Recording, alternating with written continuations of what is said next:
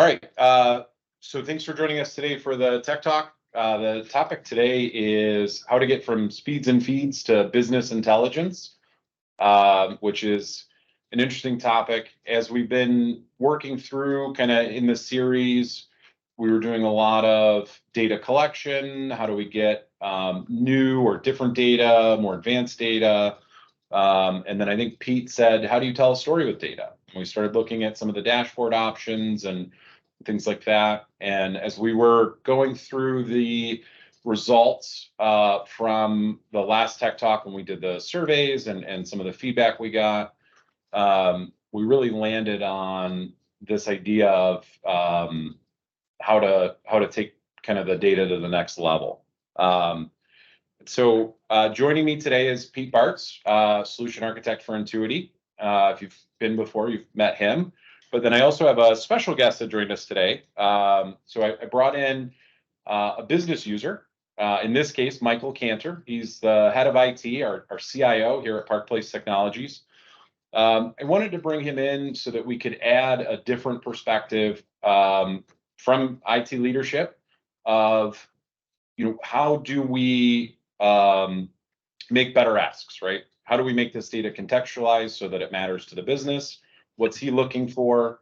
And kind of how can we help him and people like him understand better what we need or what we're doing and kind of that other level, right? So the tech here is the easy part. This is a really great feature that's really mature in Entuity.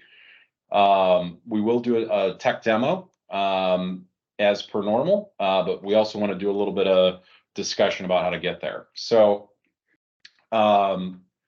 with that, I really like analogies. I think they're helpful to bring it back to something we're all a little bit more familiar with. And so the, kind of the one that we workshopped here was, when we think about a car, there's thousands of sensors and data points that get, constantly measured and checked, right? So different pressures and temperatures and oxygen sensors, right? All these different things that indicate, health within that piece.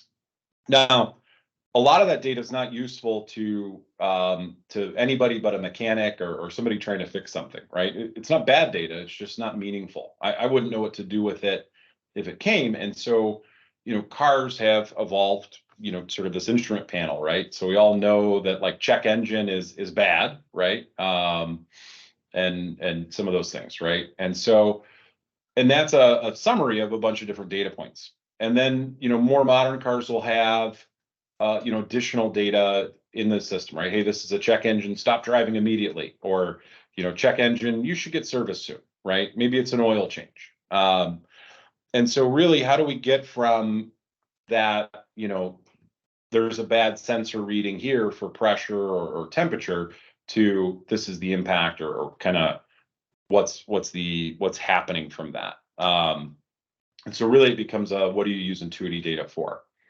And so what I'm going to do is I'm going to launch a poll. This is like my favorite toy for these events. So I love inflicting them upon you guys, but they seem to work really well. So the poll here is, I use Entuity data for. You should be able to multi-select, but the idea is, are you using Entuity just for reactive troubleshooting remediation purposes, right? So when there's a problem, I go look and find those sensor details.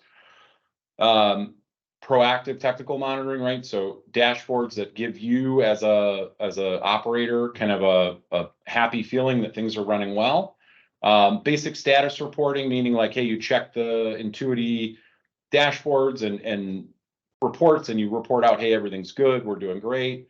Or are you all the way to doing business KPI reporting, right? So things like SLAs or different regular reports back to the business. So I'll leave that up and we can look at the results later. And it should be a multi-select. So choose as many as apply there.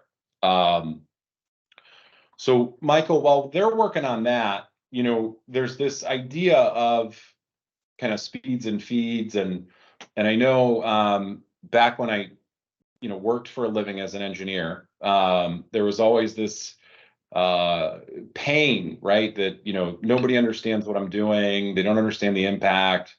You know, I've got this data point that I understand what it means, and we need to do something about it, either spend money or run a project or whatever.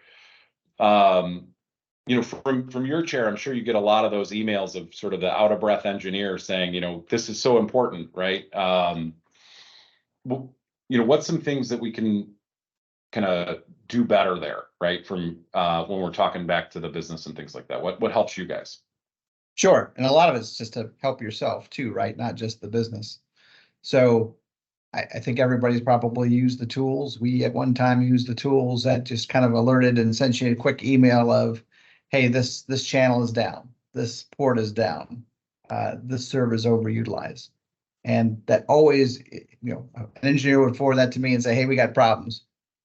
We need to get an outage notification out.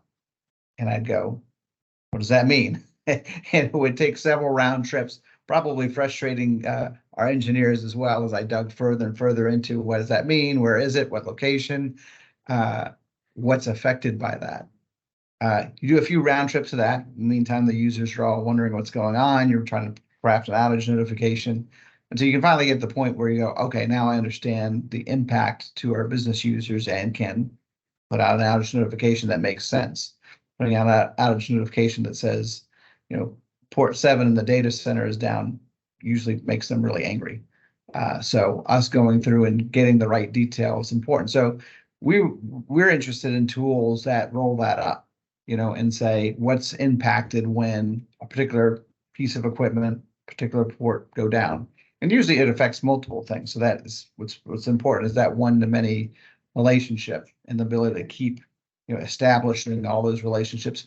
Probably don't know them all off the top of your head, but you go through it a few times and build that. And so getting that knowledge base in a tool so that what pops out is maybe even intelligible to me from a starting point. Hey, this is down. Here are the applications affected in these geographies. Really speeds up the time to get notification out. Really helps me when the CEO starts calling and says, you've been down for an hour. What are you doing about it? I can kind of talk through, hey, what is exactly does that mean? And makes the engineer happy too, because they don't hear me bouncing back and forth with them for 10 minutes while they're well, ideally they're really fighting the fire and not talking to me. Yeah, so the idea of kind of mapping back from that gig 01, right, to no, this is the main internet for Cleveland, right, or this is the circuit that runs our call center, right? So phone systems impacted, right? So tying that back to like you said, geography and kind of business service, right? So right.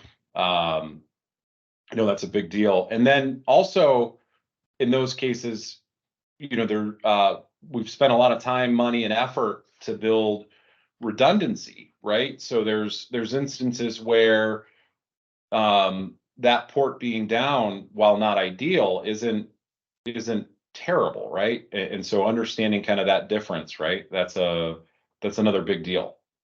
Right, or for it may availability. slightly degrade things. If you're switched to VPN backup from primary MPLS, being able to warn users, hey, this is how you're impacted. You're not down, but we've got that relationship is important too. I think some of that resiliency also makes assumptions. You assume that with resiliency that you're going to be okay, but if one port goes down and you have some part of it fails, how can you tie that back to something that's what you say, Michael, is a little bit larger picture? Yeah, that's a really good point too, right? You probably build this knowledge up over time. I don't know how many times we've flipped to a backup VPN and found out some particular routing wasn't set up. And so every application worked except for this one. Well, how do you remember that the next time around? Load it up into the software and, repair it so that you've got the right dependencies there and you've got the situation repaired for next time. Kind of the idea that, monitoring is never done, right? It's always on a maturity scale of like, hey, well, we're monitoring everything that we know about today, right? And when we learn about something new tomorrow, we'll add that too. Yeah, the other side of that coin is, the business is never done. Somebody's always introducing a new app you didn't know about, or, suddenly decided this website was very important to their daily business activity that you didn't know about. I'm suddenly feeling a little bit called out, Michael. No, that's great. And so then what about, so that's like the reactive and what do we do? I know, one of the pain points a lot of times is, trying to keep or get funding, right? And so talk a little bit about that process, right? I'm sure everybody would love to know some tips or tricks on how best to kind of use this performance and diagnostic data, but then, add some context so that they're not just showing up with an indecipherable chart that doesn't mean a lot. Yeah, no, that's a great point too, right? So, you go to budget time, you say, I want to replace this router. A lot of time that's all you show up with, and you go, hey, in the capital budget, here's a router that needs replacement. Inevitably, the CFO is going to go, why? And you're going to have to explain why that is.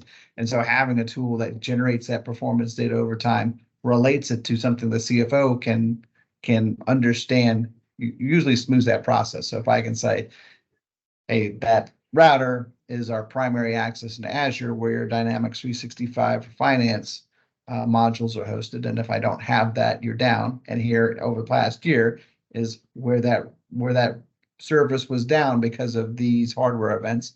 And look, one of those hardware events is that router. It's failed 6 times. Time to replace it.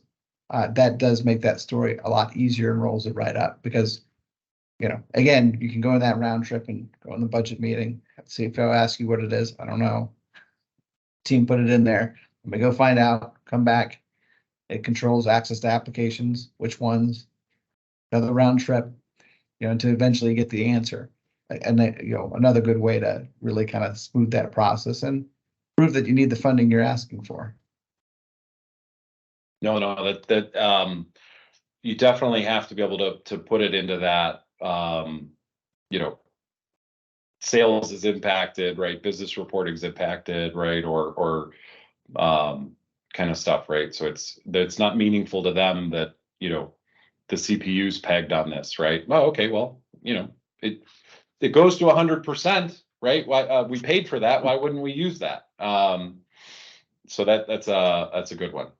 What about monitoring data in a regular cadence kind of reporting fashion, right? So, some orgs do, like IT steering committees or, different governance methods to sort of say, hey, here's the job we're doing, right?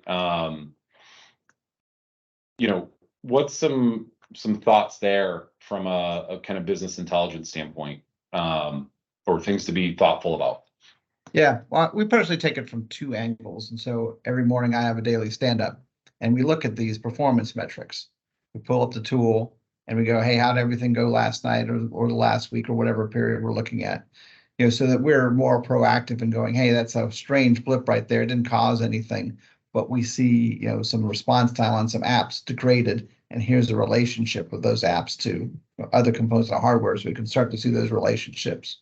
So we're doing that in real time for ourselves, so that we can proactively get into problems before they actually occur.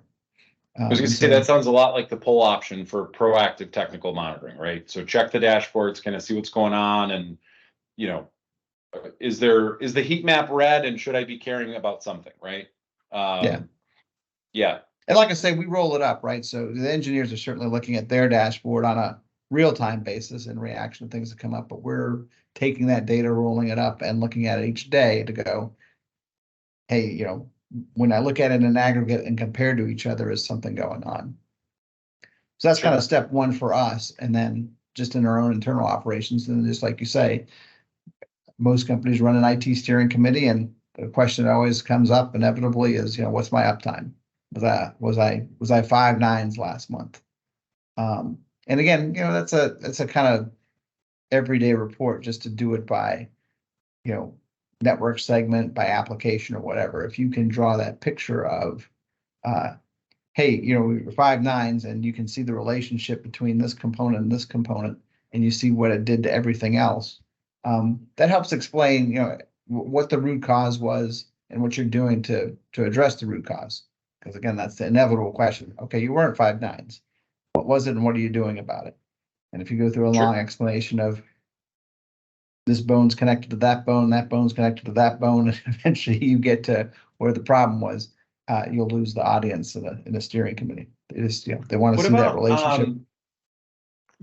What about, so we've talked a lot about slicing it from kind of geo and business service, right? But I'm told there's this thing called the cloud, right? And in that requires a lot of reliance on various third-party providers. So is it also kind of a good thought to be able to report on, hey, here's how all of our Azure availability zones, response time are, as kind of an aggregate of, maybe Azure versus AWS or ISP1 versus ISP2, kind of how they're running. And if you are a service provider, maybe bringing that in and saying, hey, here's how all your 10 circuits, right, the other way back, right? Right. Is that, also helpful from what you would get from your team and you would, kind of rely on? Yeah, there's just as much relationship in there. You just monitor it a different way. So if you got a tool that can pull from Azure, you hate to just treat it as a blob. Well, something happened in Azure. But if you got a tool that can pull that performance data and error data out of Azure or AWS, or Google, or whatever your preferred cloud provider is, there are a million components in there that are, again, monitored a little differently, but just as important. So, if I've got a virtual WAF sitting inside, the cloud somewhere protecting some, web application that we've got in there, I'd rather know that the WAF had a problem, exceeded its performance tolerance and caused an issue with the application than to say, well, it was Azure. I don't know where it was in Azure. So yeah, that's an important part of that whole relationship picture.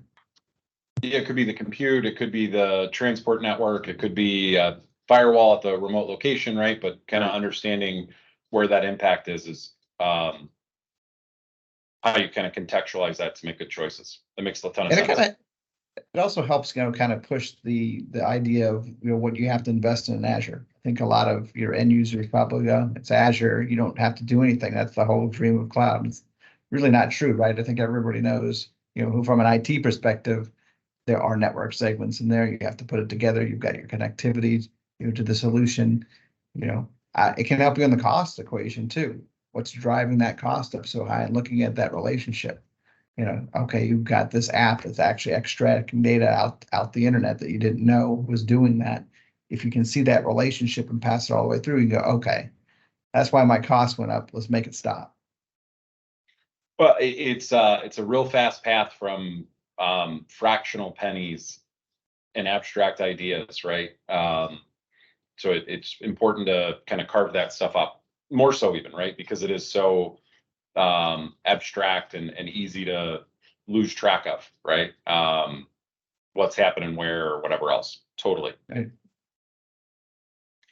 Okay. Well, Michael, that's really helpful. Kind of feedback from the business. I want to pivot a little bit, and so Pete, does Entuity have anything that can help with these problems that Michael is saying? Well, That's a great setup. I should work in marketing. That was good. That's a softball. Yeah, let me tee that up. Absolutely. So, I mean, whether you're talking about, sensors in a car, whether you're talking about, different ways to leverage that story, Michael, you mentioned understanding the impact, where I lost an internet circuit, but what did that really affect? How do I know what it affects? If I'm looking at availability to a site, we talk about MSPs, and you've got resiliency out to a site. How do you look at that as an entity, as a service-based method? And are there ways to actually configure the elemental data that Entuity's got out of the gate, right? Whether it's ports, devices, power supplies, fans, Cisco IPSLA, SurePath paths, to look at latency out to a cloud-based application. How can you assemble that to actually tell a story? Operationally, you're going to see the events, but you also want to see events about, things that are, I've got a New York site and I've got service that's being impacted to New York. Well, I'd like to see what actually that cause is, but at a higher level, I'd like to be able to understand that availability. And from a reporting perspective, I'd like to understand the availability over the last 6 months. That's an SLA style report. So can you actually assemble that? And absolutely you can. So the Entuity service concept has been around quite a bit of time. It's the concept of modeling ITSM style services and leveraging the components that you're already using Entuity to model. So we look at a couple different aspects. One is we're going to look at a service from the standpoint of availability. Is that service available? Is it degraded? Is it really down? I've got a service that's called CIO that is actually got a real bad impact going on right now that's affecting what I defined as a CIO critical service set. But I've got these different locations. So I've got, locations in New York and Burbank and Tampa where I'm looking at components there. We've actually got one of our customers, I think they model, I don't know how many hundreds of branch locations. And they're looking at availability to a branch. They'll leverage that data both for availability and SLA reporting, but also, alerting to something that might be either degraded service or, I'm down in my factory in wherever.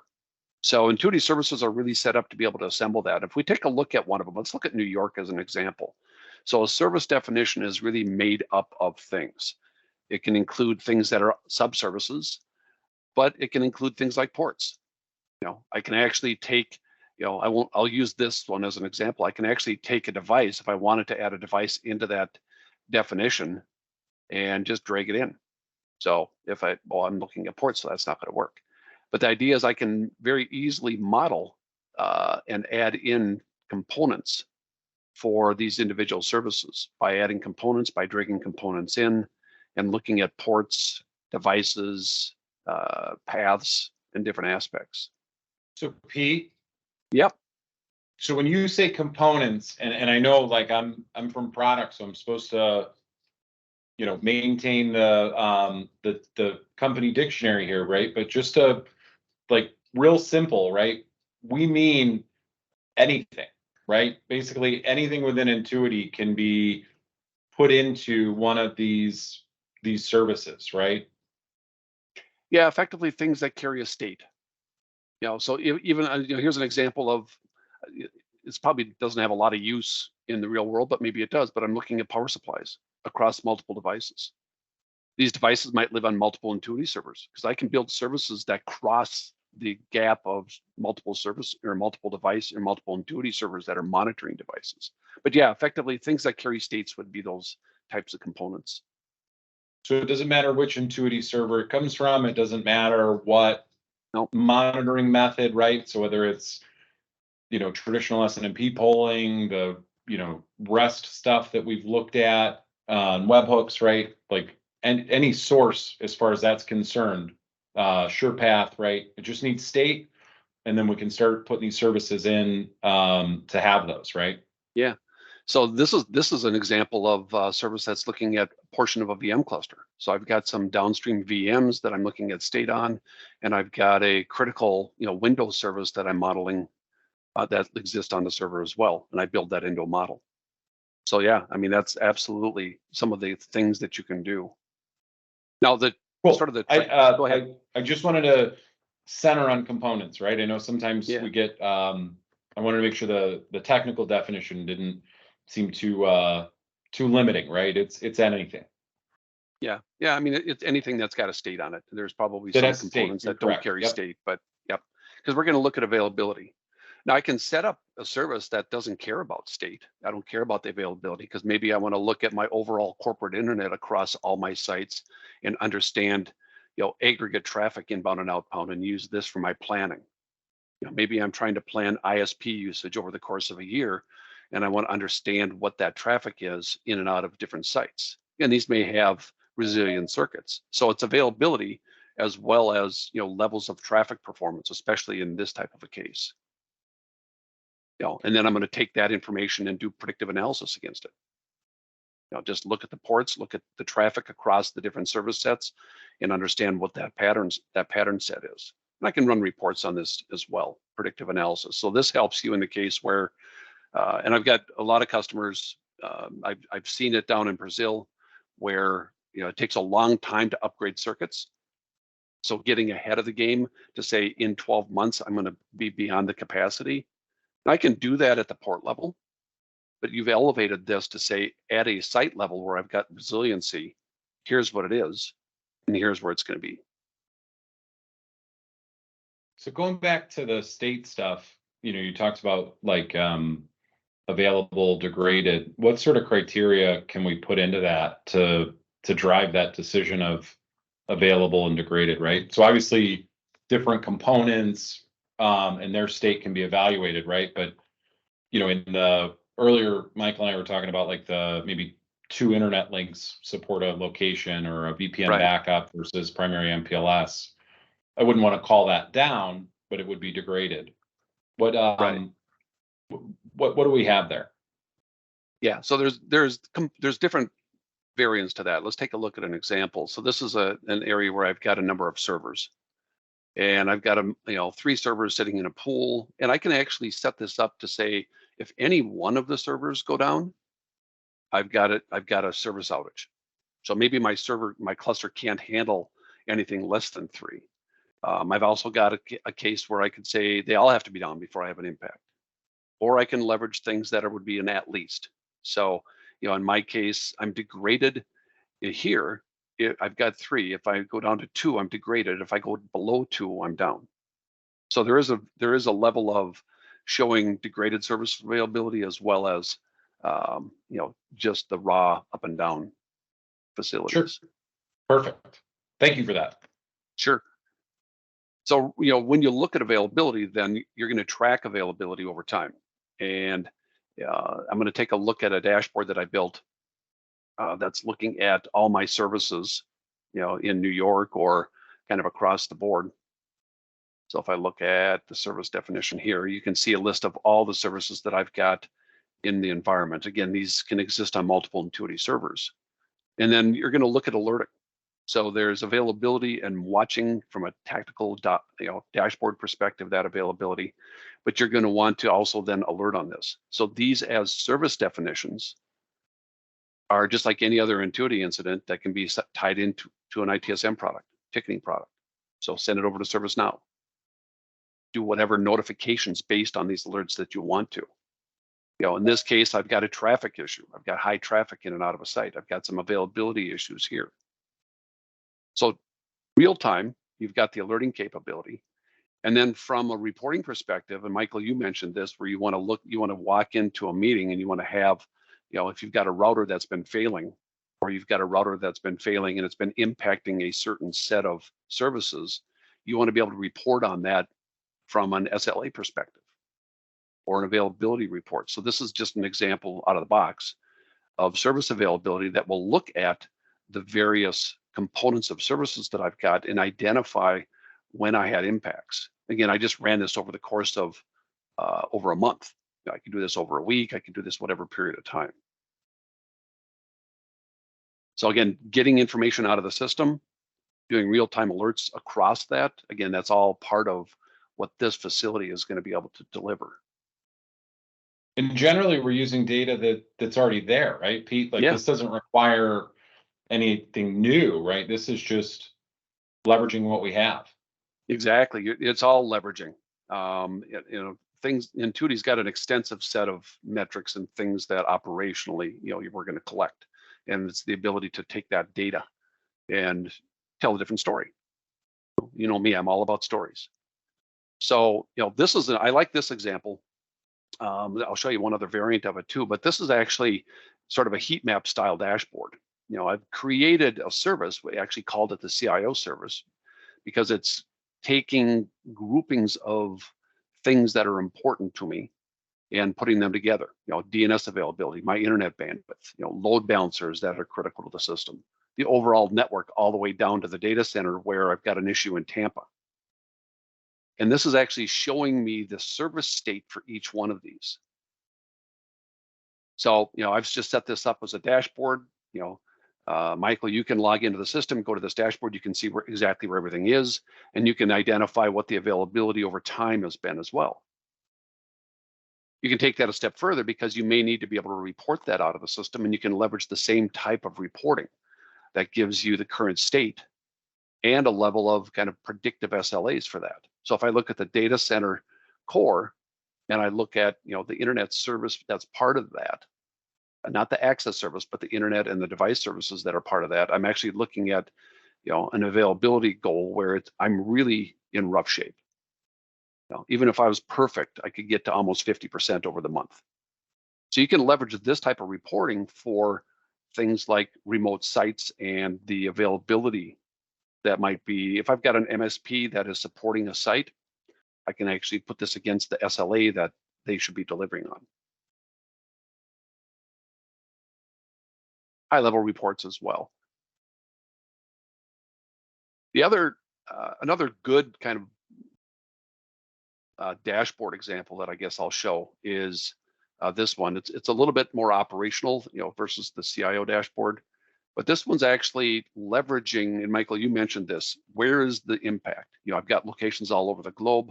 I'm seeing something that's a problem. Where is it impacting? And this is actually leveraging, Google Map implementations that we use across the system. But it's actually setting it up so I'm actually telling a story for all the services that are out of New York, and here they are. This is where I sit. For all the services that I'm modeling across the board, I've got 5 of them. I've got some that are down, I've got some that are up, and I've got alerts that are very specific to just the service alerts. I don't care about ports going down here. I care about higher level looks across the individual environments. Everybody else is happy. New York is a problem. New York's always a problem. But here's where it is. And if I took a look at things that were degraded as an example, I can look at New York, and this is where I'm tying SurePath. So you're looking at availability, kind of, what is the service availability of Office 365 from New York? So if I've got a cloud-based application, whether it's whatever the application is, I do a lot of work in healthcare, so radiology and imaging systems and things like that. So what is the experience that New York users are seeing, and is that impacting anybody? And by the way, connectivity seems to be fine, traffic seems to be fine, but there's a problem here that's impacting them. I'm just gonna pause for a second there and say I'm gonna close this poll here in a minute on the how people are using Entuity data today, and I'm gonna launch another one real quick just to sort of check, right? For Entuity services, is this a brand new concept, right? Did you know it but you weren't sure how to do it, right? Were you not sure how to apply it, or do you use it all the time, right? I think that would be helpful just to hear what everybody's experiences are. So Pete, I think we've looked at a lot of what Michael was alluding to, right? Is how do we add context? How do we tie back to an actual service, right? Or to something that the business cares about and contextualize. I think the incidents off of a service are hugely powerful, right? Because too often, you get into these, very technical error messages, and my least favorite thing is people always go, well, I don't know what that means, right? Well, it means something to the guy that knows, right? This is specific, right? Right. But if we can just say, hey, it's degraded because of, reason, that's something that the operations center, the business, right? Everybody can kind of quickly pattern match that, right? And again, we're just using the data that's already there, right? And so the idea that EMS could maybe allow different flows there, right? Maybe the more technical goes straight to a technical team, but service state problems go to an ITSM team, right? As kind of right. a more contextualized roll up, right? So that's helpful. Well, so these are interesting results. So we've got some people who are learning about this, right? So that's it's definitely what we're trying to drive for with the tech talks. I do want to point out, I really liked, and this is something you'll have to show me how to do it later, Pete. Maybe we'll do a standalone tech talk on it. But the heat maps you had on those services, Yep. I'm a big fan of kind of radiators or heat maps where you can look at it and go, hey, I'm green, right? Let me move on. What about you, Michael? Is that helpful from your chair to also have that kind of heat map view of how am I looking, right? Why am I red, right? Oh, for sure. I mean, this is one of the ones we pull up every morning and take a quick look to make sure nothing stands out. Yeah. No, that's a really nice one. For sure. No, and like I said, Pete, we might have to do a light board / 6-minute straight to DVD on how to set that up, because that looks pretty neat. Yeah. For sure. Yeah, I mean, this is easy to do. Yeah, I'll bring up one use case, Michael. You mentioned this too. So in case where you've got resiliency out to a site and you're set up fine, I can drop a circuit, I'm just fine. This is the type of thing that you can do. Is I'm looking at connectivity where I've got multiple circuits, right?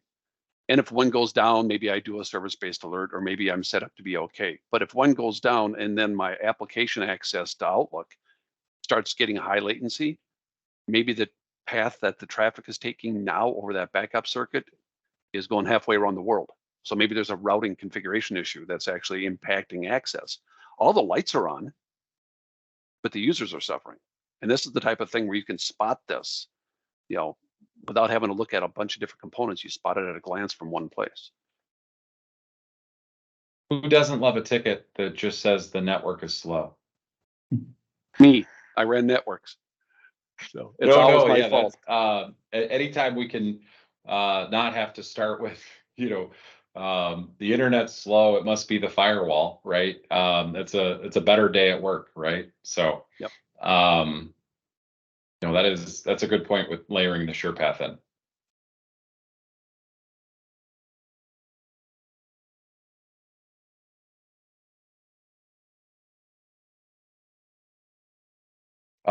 Pete, you got any other views or anything else in your bag of tricks you want to show us today? I think the ability to create a story and set up dashboards. There's a lot, out of the box. Services are one thing that you do create a service, as you go, but there's dashboards and reports are standard, out of the box. But you can build these based on the story that you want. And this literally took me 10 minutes to do.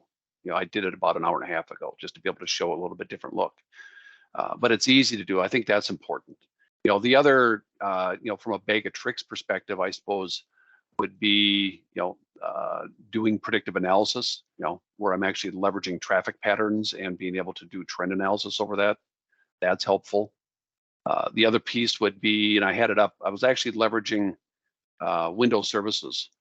So I was looking at the, my Entuity services. I've got a number of Entuity servers that I manage, but I'm looking at the services. Again, these are those components, Jordan, that you mentioned, where I've got a component that carries state. A Windows or Linux service can actually be pulled into that as a combination. Oh, so now we're getting into sort of an advanced case of, hey, I need the network up, I need the server available, and then I also need the database to be running, or I need the web server to be running, right? And if I don't have that, then I'm just as down as I was if it was the network, right? But then also exactly, I'm already in the right spot, right? So we're not troubleshooting the firewall when it's the database that's down. Yeah, you're trying to isolate where the impact, what's causing that impact, and this is, Sure. So if you look at Entuity from a delivery, server delivery perspective, you got servers, you're gonna have the network behind it. You've got the ability to reach specific applications that are critical to me that are about Entuity, like the help center or our website and things like that. So I look at this on a regular basis to make sure that things that I'm managing are running okay. And I can put that same heat map against this. Oh, no, for sure. Right. Yeah. So Michael, coming back to the business side, so Pete's talking about, story building and putting together kind of the narrative. From your perspective, should we as practitioners, um, should we write that story on our own, or should we be working back with kind of leadership and stakeholders to guide that, right? I think that's always the hard part of, oh, I know the routers and I know what they do, or I know the servers and I'm, really intimate, but the context of what it's talked about at the senior leadership team or in kind of planning is not always the same, right? Or the best, right? So maybe just real quick, how much of that narrative should practitioners take on versus trying to engage leadership versus just trying to follow, industry standard terminology, right? Yeah, I mean, I'd say it in two ways, right? I mean, if you're a practitioner and that's your goal and you want to be a tech guy, it's still a good skill set to have. Maybe you have Chat GPT write it for you, but that ability to relate things together, and present it in a way is important, kind of inside the tech community too. But if you're interested in kind of moving up the chain and advancing your career into management or something like that, it's good to start getting used to writing those outage reports, writing those outage incidents in a way that the business understands. So it's good for you to do it from that perspective too. I'm always tuning everything a little bit, but you learn as you go through that tuning exercise, and working with the business is an important skill to have. So I think it's valuable no matter what. It's probably two slightly different spins on where you're headed. No, that makes sense. So it's always easier to kind of give feedback on something that's written, right? To go, no, no, no, don't call it that, call it this, or actually it'd be better if we do it this way, right? And then, but ultimately, if we're going to talk to the business, we want to make sure that we're using, their dictionary, right, of how they talk about things, so that we're not talking past each other by accident or something else, right? So kind of both is really the answer, which is, my second favorite answer, right? But first being, it depends. So I know we usually try to keep these to a tight half hour, and we blew that out. So that's typical, right? For us. So I want to thank Michael for taking time to join us today. I know that he's very busy. He's actually traveling internationally, and it's almost time for the pub there. Yeah, you're in Birmingham right now. And Right. but maybe we'll have him back for another business topic down the road. I do want to launch one last poll, right? I try to get 3 in, right? Good KPIs there for me. But this one's really helpful. I think last time it was nice to see these, right? So it's just what topics do we want to see in the future, right? Ultimately, we do these, for you guys, for the users, to kind of drive what's going to work and what do we want to see. Right off the bat, auto discovery. We got 15 more minutes on the schedule. No, I'm kidding. So I think that this will be really helpful. I would remind everybody that we did have a patch come out a few weeks ago in October. So if you haven't updated, there's some really nice tech features in there that we've talked about in the past, right? And then everything looks good for a January release, for another patch release. There's some good stuff coming there too. So stay tuned on that. I would assume it'll come out probably the Monday that's the first full week of the year, right? Try to not do things when everybody's on vacation if we can help it. And I don't have anything to plug today. I know sometimes we're looking for G2 reviews or whatever else. I did see that Vinay asked a question about, can we monitor a web URL with Entuity? And I would say that It depends what you mean by that. I know that we are looking to add some additional functionality next year around web URL monitoring and trying to do things like TLS and DNS resolution, right? Really get into the infrastructure aspects of a web URL. And I know that some orgs rely on like SurePath as a proxy for some lightweight URL availability monitoring, which can be helpful, especially when if you're going to layer it in with services to, take a look at, network ports and the web server and the NT services that are running IIS, and then SurePath kind of has that last piece there. So definitely a lot of things there that can be done. Ooh, IPAM, that's an interesting one. Okay, well, these are really good responses. And I could probably sit here and keep talking about great Entuity stuff and well into the evening, but want to be respectful of time and the rest. So if there's no other questions for today, we can declare that a good tech talk, and stay tuned for next year. This will probably be the last one of the year, barring anything critical, right? We might do an emergency one if there's another Cisco vulnerability or something, right? But I would look for something in the new year, and we'll maybe send out a survey with some possible topics to cover, because there's some different ones here, and trying to understand who would like what best, right? Would be super helpful. So again, thanks everybody, and have a good rest of the year, and a quiet December, and we'll see you in the new year. Thanks so much.